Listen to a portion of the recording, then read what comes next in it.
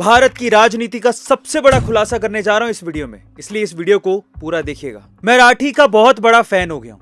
हाँ, वो सही कह रहा है कि व्हाट्सएप के जरिए भारत के चुनावों को प्रभावित करने और भारत के लोकतंत्र को खत्म करने की कोशिश की जा रही है। वो ये भी सही कह रहा है कि इस्लाम के लिए हिंदुओं के मन में दुर्भावना भरी जा रही है। वो ये भी सही कह रहा है कि भारत डिक्टेटरशिप की तरफ बढ़ रहा है और अब भारत के चुनावों को एक ही आदमी कंट्रोल करेगा। लेकिन इसके पीछे नरेंद्र मोदी नहीं है। तो फिर कौन है असली साजिश करता, जो ना सिर्फ भारत के चुनावों को हैक करने की कोशिश कर रहा है बल्कि हमारी डेमोक्रेसी के लिए सबसे बड़ा खतरा है? बताऊंगा इस वीडियो में।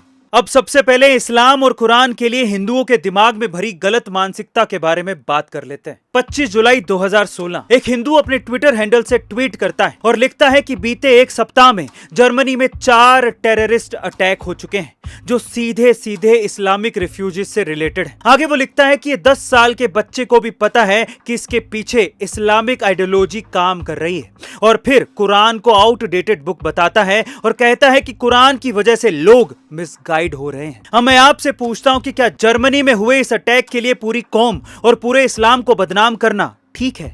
मेरे मुस्लिम भाइयों, आप बताओ कि क्या ये सही है? और राठी के फैन हिंदू भाइयों, आप भी बताओ कि क्या ये सही है? क्या ये बंदा मुस्लिमों को बदनाम नहीं कर रहा? अब एक अटैक के लिए पूरी मुस्लिम कौम को बदनाम कर देना कहां तक सही है? इसी इस्लामोफोबिया की वजह से मुस्लिम बदनाम होते हैं। क्या इस बंदे को सजा नहीं मिलनी चाहिए, या फिर इसके दिमाग में जिसने ये कीचड़ भरा है उसे सजा नहीं मिलनी चाहिए? मुस्लिम भाइयों, मैं पंजाबी बिल्कुल आपके साथ हूं, पर ये ट्वीट किया किसने? ये ट्वीट किया है ध्रुव राठी ने। जी हां, अब मैं ध्रुव राठी से यह पूछना चाहता हूं कि यह सोच आप में किसने भरी? बीजेपी ने, या इनके अंधभक्तों की व्हाट्सएप यूनिवर्सिटी ने, या यह सोच आपकी खुद की थी जो आपने अपने ट्वीट में लिखी? हम मजे की बात यह है कि थोड़ी देर बाद ही यह पोस्ट डिलीट कर दी गई। पर क्यों?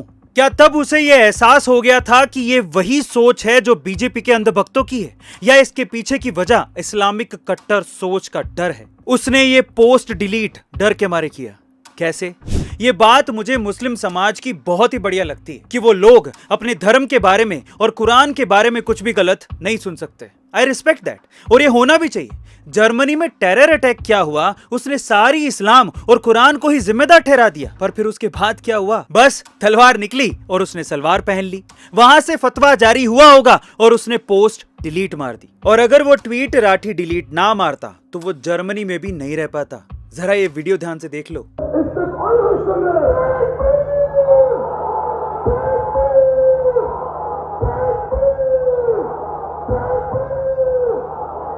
ये जर्मनी का है। अब जर्मनी में रहना है तो इनसे पंगा थोड़ी लेगा। भाई साहब, ये जर्मनी में रह के वहां आवाज उठा नहीं पा रहा और भारत में डेमोक्रेसी बचाने निकला है, जहां ऐसा कुछ हो ही नहीं रहा। गजब दोगलापंती है। तब से इसे ये समझ में आ गया कि किसी एक गलत काम के लिए पूरी कौम को जिम्मेदार नहीं ठहराया जा सकता। यही राठी ने कल अपनी वीडियो में बोला भी। वेल डन ब्रदर, जो सीखा वो तुझे आज काम आया। पर ये सबक इसको इस्लाम धर्म वाले लोगों ने सिखाया। अब कल इसने जो वीडियो डाली, बुरा मत मानना, वो हिंदू भावनाओं के बिल्कुल खिलाफ थी। उसने अपनी लास्ट वीडियो में भगवा ओढ़ने वाले हिंदुओं को ही छपरी बता दिया, उन्हें ही मांस फेंकने वाला बता दिया, उन्हें ही कातिल बता दिया और उन्हें रेपिस्ट बता दिया। क्या तुम्हें उसकी खतरा वीडियो देख के ये बिल्कुल भी नहीं लगा कि उससे मुस्लिम हिंदुओं से और ज्यादा नफरत करने लगेगा? हिंदू अपनी ही नजरों में गिरा हुआ महसूस करेगा। सोचो, सिर्फ ये दिखाने के लिए कि मुस्लिम कितना मासूम है और हिंदू कितना गिरा हुआ, उसने रात भर गूगल पे ऐसी ऐसी चीजें सर्च की जिससे हिंदू मांस फेंकने वाला, नाम बदल के मुसलमानों को बदनाम करने वाला और कातिल दिखे। अब इसमें गलती राठी से ज्यादा उन हिंदुओं की है जो अपनी ही बेइज्जती पे ताली बजा रहा है और उसकी वाहवाही कर रहा है, कह रहा है कि वाह क्या फैक्ट लाते हो तुम। इतना हिंदू मुस्लिम तो मोदी जी ने नहीं किया जितना उसने अपनी एक वीडियो में कर दिया। असल में यही है जो हिंदू मुस्लिम कर रहा है। कसम से, अगर वो हम पंजाबियों के लिए ऐसा बोलता तो उसके कमेंट भर देते हम, वाह रे हिंदुओं। और अगर अब जाग गए हो तो ऐसे दोगले का साथ छोड़ो, नहीं तो मोदी तो क्या, राम जी भी तुम्हें कभी माफ नहीं करेंगे। कसम से, मैं हिंदू नहीं हूं तब भी मुझे इतना गुस्सा आया। पर हिंदू कहां जागने वाले हैं, उन्हें तो इसमें मसीहा दिखता है। खैर, इसी मसीहा की असली सच्चाई आगे सुनो, तुम्हारे होश उड़ जाएंगे। उसने अपनी आखिरी वीडियो में एक और बड़ा झूठ बोला। वो ये कहता है कि उसका नाम राठी नहीं बदरुद्दीन राशिद है। ये पोस्ट बीजेपी ने वायरल करवाया। मेरा नाम ध्रुव राठी नहीं है, मेरा असली नाम है बदरू रशीद। जो भी बीजेपी के खिलाफ बोलने की कोशिश करता है उसे किसी न किसी तरीके से मुसलमान बना दो। एक और बेबुनियाद आरोप, और इसके सबूत मैं आपको दिखाता हूं। दिल्ली हाई कोर्ट में सरकार खुद व्हाट्सएप से ये केस लड़ रही है कि व्हाट्सएप पूरी जानकारी दे जो अफवाहों को वायरल करते हैं।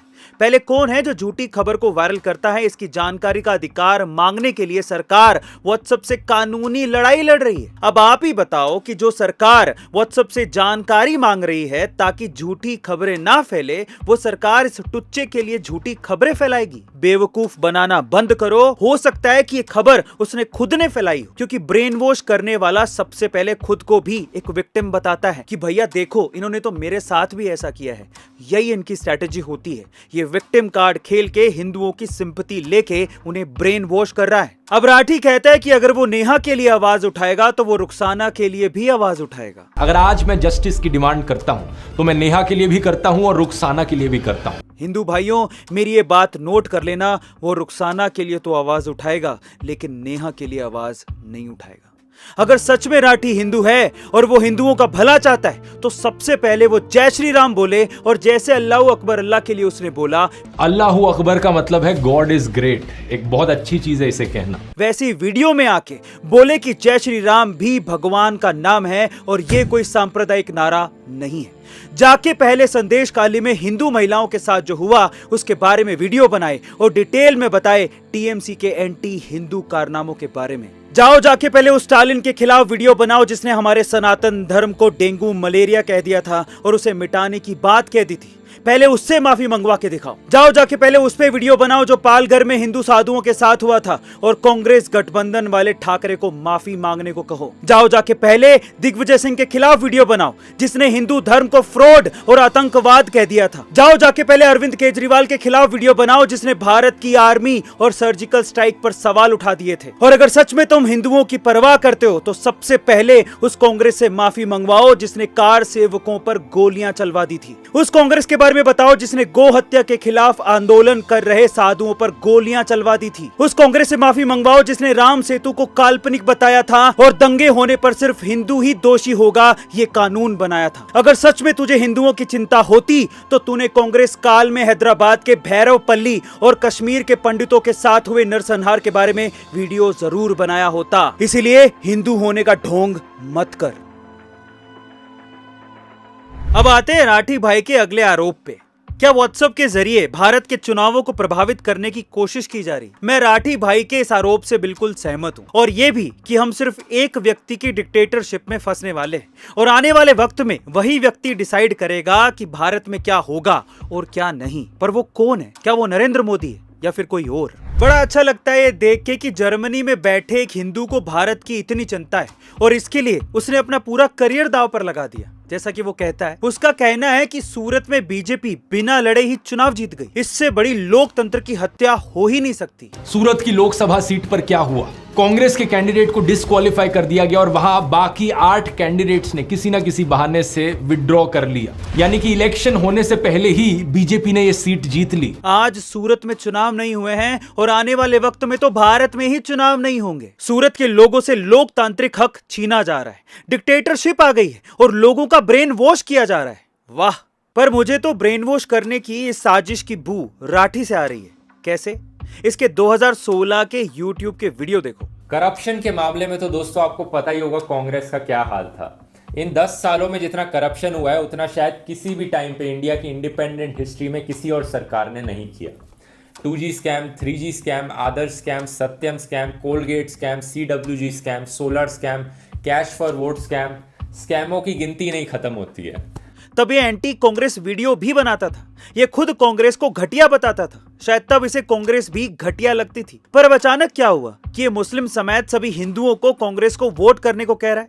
स्पेशली तब जब ये खुद हिंदू है और ये जानता है कि कांग्रेस ने कभी हिंदुओं को अपना समझा ही नहीं।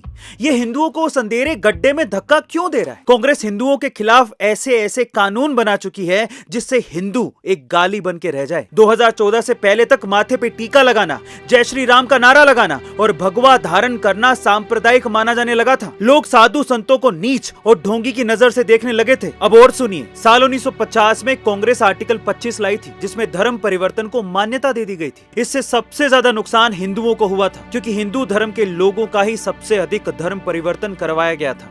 इतना ही नहीं, पंडित जवाहरलाल नेहरू ने आर्टिकल 28 निकाला जिससे हिंदुओं की धार्मिक शिक्षा का अधिकार ही छीन लिया गया था, लेकिन आर्टिकल 30 के तहत अल्पसंख्यक धार्मिक शिक्षा ले सकते थे। फिर साल 1951 में हिंदू धर्म दान अधिनियम के तहत कांग्रेस ने राज्यों को यह अधिकार दे दिया था कि वो बिना कोई कारण बताए किसी भी मंदिर को अपने नियंत्रण में ले सकती है। इस कानून के लागू होने के बाद आंध्र प्रदेश सरकार ने 34,000 से अधिक मंदिरों को अपने नियंत्रण में ले लिया था। पर यह कानून कांग्रेस ने चर्च और मस्जिदों पे क्यों नहीं लगाया? अब और सुनिए, इंदिरा गांधी के कार्यकाल में साल 1976 में देश में आपातकाल के दौरान संविधान में संशोधन कर दिया गया था जिसमें सेक्युलर शब्द शामिल किया गया था, जिसका मतलब था कि भारत हिंदू देश होने के बावजूद भी हिंदू देश नहीं कहलाया जाएगा। फिर कांग्रेस लाई प्लेसेस ऑफ वर्शिप एक्ट 1991 जिसमें यह था कि अगर किसी हिंदू मंदिर को तोड़ के मस्जिद बना दी गई है तो आप कोर्ट नहीं जा सकते, यानी हिंदू इसके खिलाफ आवाज भी नहीं उठा सकता। फिर कांग्रेस लाई वक्फ एक्ट 1995 जिसमें यह था कि अगर आपके मंदिर, आपके घर, जमीन, जायदाद पे वक्फ बोर्ड अपना नोटिस भेज के ये कह देता है कि ये जमीन हमारी है तो आप कोर्ट नहीं जा सकते। इसके लिए आपको वक्फ के ही कोर्ट जाना पड़ेगा जहां वकील भी उनके होंगे, जज भी उनके होंगे और वहां पर आपको साबित करना होगा कि जिस जमीन पर वक्फ बोर्ड ने कब्जा किया है वो जमीन आपकी है। और तो और साल 2004 में कांग्रेस ने भगवान श्री राम के अस्तित्व को नकारते हुए इसे काल्पनिक बता दिया था। आखिरकार 2009 में कांग्रेस ने हिंदुओं को आतंकवादी घोषित कर दिया था और फिर आया सबसे खतरनाक कानून। 2013 में कांग्रेस लेके आने वाली थी दंगा नियंत्रण कानून। उसमें यह था कि अगर देश में कहीं भी दंगा होता है तो उसके लिए बहुसंख्यक ही जिम्मेदार होंगे, अल्पसंख्यक नहीं। और बहुसंख्यक इस देश में कौन है वो आप अच्छे तरीके से जानते हो। साथ ही सैफरॉन टेररिज्म, हिंदू टेररिज्म जैसे प्रोपेगेंडा कांग्रेस काल में ही फैले थे ताकि हिंदू एक गाली बन के रह जाए। अब आप कहोगे कि ये तो पुरानी बातें हैं, तो कांग्रेस का 2024 का घोषणा पत्र आप निकाल लो। उसमें लिखा है कि बहुसंख्यकवाद देश के लिए खतरा है और हम इसके खिलाफ अल्पसंख्यकों की रक्षा करेंगे। वो अल्पसंख्यक के पर्सनल लॉ को प्रोटेक्ट करेंगे, यानी बाकी सबके लिए अलग कानून और माइनॉरिटीज के लिए अलग कानून। अब यहाँ पर यह बात भी समझने लायक है कि भारत में सिख, पारसी, जैन, बौद्ध और ईसाई मिला के 8 करोड़ हैं, लेकिन उनकी कोई माइनॉरिटी में बात नहीं करता। माइनॉरिटी में कौन आता है? जिनकी जनसंख्या 22 करोड़ से भी ज्यादा है। वाह। अब आप में से कुछ लोग कहेंगे कि यह अब थोड़ी होता है, अब कांग्रेस थोड़ी ऐसा करेगी। कांग्रेस ऐसा ही करेगी और कर्नाटका में जीत के बाद तुष्टीकरण की राजनीति उन्होंने फिर से शुरू कर दी। आते ही वक्फ बोर्ड को 100 करोड़ रुपए, चर्च को 200 करोड़ रुपए, लेकिन हिंदू को क्या मिला? अरे उन्हीं के दिए गए दान पे टैक्स लगा के ये पैसा मंदिरों से वहां पर पहुंचाया जा रहा है। और अभी तो माइनॉरिटीज को ओबीसी का दर्जा देने का बिल भी पेश कर दिया है ताकि सब सुविधाएं मिले माइनॉरिटीज को और हिंदू हाथ मलता रह जाए। भाइयों, ये लिस्ट बहुत लंबी है जिसमें कांग्रेस हिंदू विरोधी एजेंडा चलाती दिख रही है और ये तो ऑन रिकॉर्ड है। पर राठी खुद हिंदू होते हुए भी इसके खिलाफ वीडियो क्यों नहीं बनाता? और खुद हिंदू होते हुए भी हिंदुओं को 2014 के पहले के नर्क में फिर से धक्का क्यों दे रहा है? बात इस्लामिक कट्टरपन से डर की है और डर से पसंद और नापसंद दोनों बदल जाती है। इस्लाम के खिलाफ ट्वीट करके डर लगा तो ट्वीट डिलीट कर दिया और यहाँ इस्लाम सपोर्टिव पार्टी से डर लगा तो पार्टी ही बदल ली, क्योंकि हिंदुओं से कौन डरता है भाई? हिंदुओं से तो कोई डर ही नहीं है। क्या ये कभी इतना मुखर होके टीएमसी, आप, डीएमके या एआईएमआईएम के खिलाफ बोलता है जितना ये बीजेपी या मोदी से नफरत करता है? इसका कारण है इस्लाम से डर। बस उस डर से उसकी पसंद बदल चुकी है और इस्लाम का ये डर होना भी चाहिए, बिल्कुल सही है। पर ये डर तो हिंदू धर्म का भी उसे होना चाहिए ताकि वो भगवा ओढ़ने वालों को छपरी ना कह सके। सैफरन गमछा ओढ़े छपरी लोग हमारे इष्ट हनुमान जी पे सवाल ना उठा सके और हिंदुस्तान के प्रधानमंत्री को बेशर्म ना कह सके। अब इस डर से आपका हिंदू भाई आजकल ये बोल रहा है, जरा ध्यान से सुनिएगा। अल्लाहू अकबर का मतलब है गॉड इज ग्रेट। एक बहुत अच्छी चीज है इसे कहना। बड़ी अच्छी बात है, सेक्युलर बन रहा है। पर इस डर के इस बंदे को 2 फायदे हैं। पहला, जान बची रहेगी क्योंकि मोदी के खिलाफ बोलेंगे तो मोदी ज्यादा से ज्यादा क्या कर लेगा, पर इनसे पंगा लेगा तो जान से जाएगा और जर्मनी में भी नहीं रह पाएगा। कैसे, जरा ध्यान से इस खबर को सुनिएगा। ये खबर है अप्रैल 2024 की, जिसकी हेडलाइन है जर्मनी में इस्लामिक कट्टरपंथियों ने की इस्लामी राज की डिमांड, हैम्बर्ग की सड़कों पर गूंजा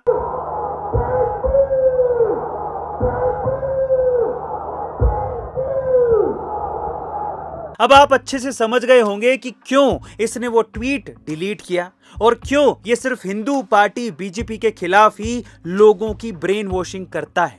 और इस डर के बाद ब्रेन वॉश से होता है इसको दूसरा फायदा, मोटे पैसे की कमाई। ऐसे ही नहीं, इतने खतरनाक ब्रेन वॉशर का जन्म हुआ है। वो अब आपके दिमाग को पूरी तरह से कंट्रोल करने की कोशिश कर रहा है। अब ऐसा करके वो क्या क्या और कैसे कैसे हासिल करेगा, जरा ध्यान से सुनिएगा। अगर आप भी राठी के व्हाट्सएप ग्रुप में डाले जा रहे वीडियोस को देख के डेली एक ही बात सुन रहे हैं कि मोदी तो खराब है और हमें उसे हटाना है, तो रोबोट की तरह राठी की फीड की गई बातों में आके आप ब्रेन वॉश हो रहे हैं और आप वोट डालने वाले दिन सिर्फ वही करेंगे जो राठी आपको करने को कहेगा। अब ये तो और भी ज्यादा खतरनाक है, क्योंकि आपने अपना दिमाग तो लगाया ही नहीं और ब्रेन वॉश होके आपने अपना वोट दे दिया। वो अपनी सोच आप पे थोप रहा है। आपको लगेगा कि बटन तो आपने ही दबाई है, पर आपका ब्रेन तो राठी ने पहले से ही सेट कर दिया है कि बीजेपी के खिलाफ वोट डालना है। अब आप ही बताइए कि आपने अपने लोकतांत्रिक अधिकार का उपयोग कहां किया? वो हक तो राठी ने आपसे छीन लिया ब्रेन वॉश करके। अब जरा सोचिए, राठी चाहता है कि मोदी ना आए, उसके लिए उसने सारी ब्रेन वॉशिंग की, और अगर आप वैसा ही करके आए जैसा वो बोल रहा है तो आप उसे भारत के चुनावों को कंट्रोल करने का पूरा पावर दे रहे हैं। अब जरा सोचिए कि एक जर्मनी में बैठा बंदा भारत के चुनावों की रूपरेखा लिख रहा है। इससे तो वो जब चाहे तब पॉलिटिकल पार्टियों को जर्मनी में बैठा ब्लैकमेल कर सकता है। मेरी ये मांग पूरी करो, नहीं तो मैं सरकार गिरा दूंगा, ये कह के आने वाले टाइम पे वो मोटा पैसा ऐंठ सकता है, क्योंकि आप तो राठी के गुलाम हो चुके हो, उसके व्हाट्सएप ग्रुप के हिस्सा हो, और आप वही करोगे जो वो कहेगा, वही मानोगे जो वो दिखाएगा।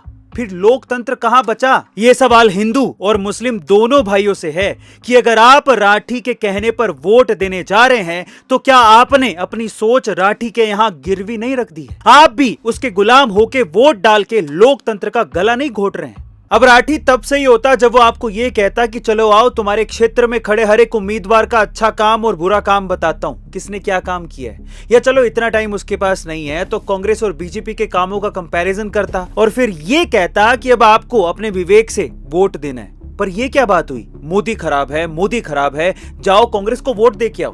कांग्रेस कौन सी दूध की धुली है? उसकी तो वो खुद बुराई करते थकता नहीं था। मतलब उसका यह है कि जब उसका जी चाहेगा, उसे जो पसंद आएगा, तुम सब उसे ही वोट दोगे। तो क्या अब वीडियोस बना के वो सरकारें बदल सकता है? और अगर ये पावर आपने उसको दे दी तो सारे नेता काम करना ही छोड़ देंगे, बोलेंगे राठी की चाटो, वही सरकार बनाएगा। क्या इस तरह से देश चलेगा? ये हो क्या रहा है इस देश में? इससे तो देश और ज्यादा गर्त में चला जाएगा। देश में इससे बुरी तानाशाही क्या होगी कि देश बर्बाद हो रहा है और वो तानाशाह मजे से अपनी जर्मन वाइफ के साथ एंजॉय कर रहा है। इससे तो हिंदू और मुस्लिम दोनों का नुकसान होगा। अब वो व्हाट्सएप ग्रुप बनाई क्यों रहा है? अपनी बात रखो और जाओ, पर वो आपको इकट्ठा कर रहा है और फिर वो पॉलिटिकल पार्टियों को डराएगा, पैसा दो नहीं तो सरकार गई। हो तो कुछ भी सकता है। अब इसे मोदी जी अच्छे नहीं लगते तो ये अपनी सोच हम सब पे थोप रहा है और कांग्रेस को वोट करने को कह रहा है, और आप इसकी बातों में आ रहे हो। अब इसकी दूसरी बात पर चलते हैं। इसका यह आरोप है कि मोदी जी अब हिंदू मुस्लिम पे आ गए, तो मैं उसका भी जवाब देता हूं। देखो, मोदी जी के लिए 140 करोड़ लोग भारतीय हैं जो उनका परिवार है। उन्हें सिर्फ उनसे मतलब है जो भारत में रहते हैं। वहां उन्होंने रोहिंग्याओं की बात की थी, जिन्हें पश्चिम बंगाल में और दिल्ली में टीएमसी और आप सरकारों ने अपनी गद्दी को बचाने के लिए शरण दे रखी है, और ये लोग वोट पाने के लिए इन्हें बसा सकते हैं, तो कल को आपकी संपत्ति को कोई भी कानून लाके उनमें बांट भी सकते हैं। भाई वैसे भी इन्हें आम भारतीय के टैक्स के पैसों से बसाया है। इन्हें कोई टीएमसी या आपने अपनी जेब से थोड़ी पैसा दिया है। अभी भी आपकी जेब काट के पैसे दिए जा रहे हैं। मोदी जी ने इसके बारे में आपको चेताया है, ना कि हिंदू मुस्लिम किया है। आप भी मोदी के काम को देखो। पाकिस्तान की कमर तोड़ दी, अब कोई बम धमाके सुनने को नहीं मिलते। कश्मीर शांत है, वहां के मुस्लिम भी उतने ही खुश हैं जितने हिंदू। सबसे बड़ी बात यह है कि आप मोदी की कोई भी ऐसी योजना बता दो जिसका लाभ सिर्फ हिंदू उठा रहा हो। जितना लाभ हिंदू उठा रहा है उतना ही लाभ मुस्लिम को भी मिल रहा है, जबकि कांग्रेस की ऐसी बहुत सी योजनाएं और कानून है जहां पर हिंदुओं का कोई फायदा फायदा नहीं होता और वो सिर्फ मुसलमानों को फायदा देने के लिए बनाए गए हैं। अब मैं अपने मुस्लिम भाइयों से ये पूछना चाहता हूँ कि क्या हिंदुओं का यह हक नहीं है कि वो इस धरती पर रह सके? सिर्फ एक ही देश है उनके लिए, तुम्हारे लिए तो फिर 57 देश हैं। हिंदुओं की सिर्फ एक सरकार है और तुम्हारे लिए तो यहाँ पर सारी सरकारें एक साथ खड़ी हैं। कहाँ जाएगा हिंदू? अगर कांग्रेस आई तो ऐसी ऐसी नीतियां बनेंगी जिससे ये तय है कि हिंदू नहीं बचेगा। हमें इस बात का डर है। पर एक बात मैं यहाँ पर दावे के साथ कह सकता हूँ, जिसको हिंदू हीरो समझ रहे हैं वो एक नंबर का फट्टू है, जो जर्मनी में रह के, जर्मनी में शादी करके वहां की डेमोक्रेसी बचा नहीं पा रहा। वहां इस्लामिक स्टेट बनने की मांग चल रही है, वो वहां आवाज तो उठा नहीं पा रहा और वो हिंदुस्तान में डेमोक्रेसी बचाने के लिए निकला है। वाह, हिंदुओं को उनकी आवाज उठाने वाले को चुनना पड़ेगा और वो शेर कौन है वो तुम अच्छे से जानते हो। एक ऐसा प्रधानमंत्री जो फक्र से अपने आप को हिंदू कहता है, जो तिलक लगाता है, भगवा शान से पहनता है और जोश से बिना डरे जय श्री राम बोलता है। जय श्री राम। जो घर में घुस के सर्जिकल स्ट्राइक करता है, आतंकवादियों और भारत के दुश्मनों को चुन चुन के मारता है, वो शिव भक्त है। अयोध्या, मथुरा, सभी ज्योतिर्लिंगों और हिंदुओं के 4 धामों को दिखा के सनातन को फिर से जीवित करने वाला, जिसकी वजह से आज हिंदू माथे पे टीका लगा के इंस्टाग्राम पे जय श्री राम लिखता है, वो है नरेंद्र मोदी। अब लास्ट में वो लोग जो ये कहते हैं कि हम राम भक्त तो हैं लेकिन मोदी भक्त नहीं है, ये है नए नए निब्बा राम भक्त, जिन्हें मौका परस्त हिंदू भी कह सकते हैं। तो उन्हें मैं बता देता हूं कि वो लोग जय श्री राम भी मोदी की वजह से लिख पा रहे हैं। कैसे? इंस्टाग्राम के डेटा सर्च के हिसाब से 2014 से पहले अपनी प्रोफाइल पे जय श्री राम, ओम, सनातन लिखने वाले मुश्किल से 1 लाख अकाउंट थे, लेकिन मोदी के प्रधानमंत्री बनने के बाद ये संख्या बढ़ के अब हो गई है 3.5 करोड़ और ये राम मंदिर बनने के बाद और भी ज्यादा हुआ। और राम मंदिर किसने बनवाया ये तो आप जानते ही हैं। अब मर्जी आपकी है, जागना है तो जागो, वरना आज तुम जरूर डिक्टेटरशिप, बेरोजगारी और इलेक्टोरल बॉन्ड को लेके मोदी के खिलाफ वोट देने को मुद्दा बना रहे हो। लेकिन ये मैं दावे के साथ कह सकता हूं कि अगर इस बार मोदी नहीं आया और उसने धर्म परिवर्तन, वक्फ बोर्ड जैसे मुद्दों को ठीक नहीं किया तो हिंदू के पास आने वाले वक्त में सिर्फ 2 ही मुद्दे रह जाएंगे। पहला, अपनी जमीन कैसे बचाएं और दूसरा, अपना धर्म कैसे बचाएं। वो लोग गजवाए हिंद का सपना देखे बैठे। आपकी जमीन जायदाद पर वक्फ के कब्जे का खौफ और पंडित, पुरोहित और हिंदू बनिए को हिंदू होने के कारण पलायन करना पड़ जाएगा। ये आपके अस्तित्व का चुनाव है। बचे रहना है तो उसे चुनो जो तुम्हारे हितों की रक्षा करे, नहीं तो जय श्री राम लिखना छोड़ो, बोलने के भी लायक नहीं बचोगे। याद रखना, सर उठा के जीना है तो घरों से बाहर निकलो और उस युग पुरुष के लिए वोट करो जो अपने आगे पीछे कुछ नहीं लेके बैठा। वो देश के लिए जीने आया है और वही तुम्हारी सुरक्षा करेगा, क्योंकि जिंदा रहोगे और हिंदू रहोगे तभी शान से चल पाओगे। अब वो बड़ा खुलासा जिसका इंतजार आप सब लोग कर रहे हैं, लेकिन वो आपको तभी समझ में आएगा जब आप एक छोटी सी वीडियो देखोगे। मौका सौदागर, गंदी नाली का कीड़ा, नीच, बहुत नीच किस्म का आदमी है।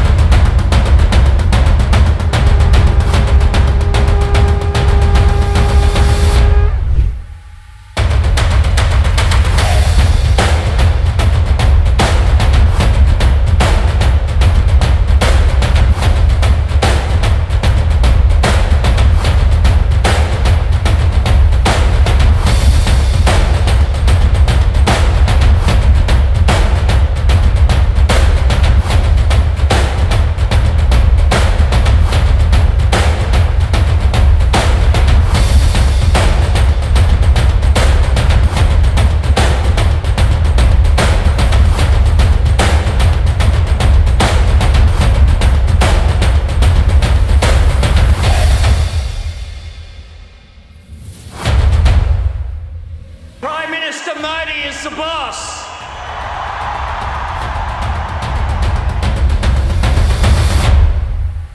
अब वो खुलासा सुनो। मैंने अपनी जिंदगी में सिर्फ 2 ही बार वोट डाला है और वो भी लोकसभा चुनावों में मोदी को जिताने के लिए। और जब राम मंदिर बना था तो मेरे पापा पहली बार फक्र से बोले थे कि मैं जेल गया था, रामलला के लिए मैंने डंडे खाए थे। तो सुनो ध्यान से राठी और कांग्रेस के सपोर्टरों, चाहे तुम कितना भी गाली निकाल लो या फिर कितना भी व्हाट्सएप पे ग्रुप बना के एजेंडा चला लो, जब तक मैं और मेरे पापा जैसे लोग बैठे हैं, आएगा वही जिसने 500 सालों बाद राम मंदिर का सपना साकार किया है। आएगा तो भगवान श्री राम का परम सेवक, हनुमान तुल्य नरेंद्र दामोदर दास मोदी ही। अब तुम लोग बहुत बोलते हो ना कि फैक्ट दिखा के बात किया करो, तो आज मैं आपको लाइव फैक्ट दिखाता हूँ कि क्यों नरेंद्र मोदी ही आएगा। मोदी मोदी मोदी मोदी जी हमारा परिवार है और हम उनके परिवार है, तो जो भी टिप्पणी है ना वो कहीं और साइड में रख दीजिए। मोदी जी आप टेंशन ना लीजिए, आपका सारा परिवार है। राहुल गांधी की जो मोहब्बत की दुकान है इसमें चोरी का सामान है, और मोदी जी की जो मोहब्बत की दुकान है वो एक्चुअल में मोदी की दुकान है, वो एक्चुअल में मोहब्बत की दुकान है। भाई मेरा तो यही मन है, मेरा पहला मत मेरा और मेरे पूरे परिवार का भारतीय जनता पार्टी को जाएगा, मोदी सरकार को जाएगा, मोदी जी के लिए जाएगा। कांग्रेस के जमाना में मेरे बच्चे लोग चिमनी में पढ़ाई करते थे, लाइट नहीं था, नल नहीं था, कुछ भी नहीं था यहाँ पर। हाँ, रोड नहीं था, कुछ नहीं था। हाँ, 70 साल तक राज किया कांग्रेस, क्या बना के दिया? कुछ भी नहीं। इंशाअल्लाह रहमान 400 पार होगा, और जो जम्मू कश्मीर की आवाम ने अब मन बना लिया है, वजीर आजम ही नरेंद्र मोदी जी की सरकार होगी। राहुल गांधी को बना दीजिए, वो मेहनत कर रहे हैं। राधे उसके लिए राधे राधे वो नहीं चाहिए। क्यों नहीं चाहिए? नहीं, उसका क्या करना है? 8 साल उन्होंने गांधी परिवार ने राज किया है देश पे। क्या करा फिर? राम मंदिर का वो पट खुलवा गए और राधे राधे करवा गए, मरवा गए दुनिया को। कुछ नहीं है। योगी मोदी जिंदाबाद। हम तो ये चाहते हैं कि मोदी जी फिर आए, चाहे 400 पार आए, चाहे 300 पार आए, चाहे 1000 पार आए, लेकिन प्रधानमंत्री मोदी जी बने। तो हम लोग का भी फर्ज है मोदी जी को जिताना, और हम सब मिलके उनको जिताएंगे, और जितनी कोशिश हमारी महिलाओं की, हम लोगों की है, उनको कामयाब करेंगे, उनको आगे बढ़ाएंगे। 500 बार नहीं, 1000 बार उनको आगे बढ़ाएंगे। हम उनकी फैमिली है, लोग क्या कहते हैं मुझे नहीं पता। उन्होंने अपनी फैमिली का आगे हमें, और हम सब उनकी फैमिली है। अपनी फैमिली नहीं करती जितना उन्होंने रेस्पेक्ट दी। मैं उनको कहना चाहती हूँ कि वो जैसे काम कर रहे हैं आगे भी बिल्कुल ऐसे ही करे, बहुत अच्छे काम, आगे भी उन्हीं की सरकार है।